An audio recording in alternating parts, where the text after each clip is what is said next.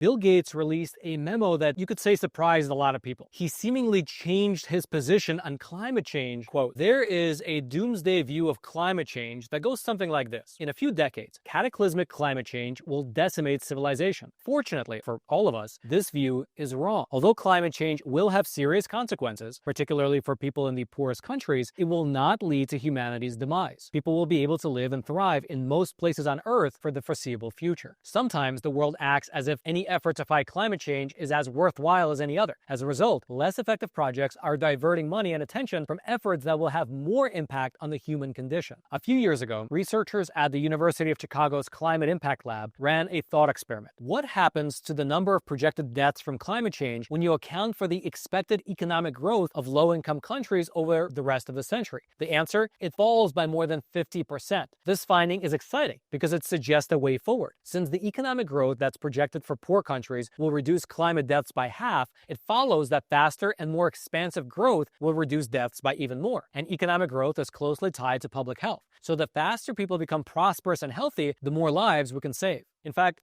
there was a period of time just a few years ago when publishing a video on YouTube saying basically the same thing as Bill Gates is saying now would have gotten your video and maybe even your channel demoted, and then subsequently the legacy news outlets would come out and write hit pieces against you.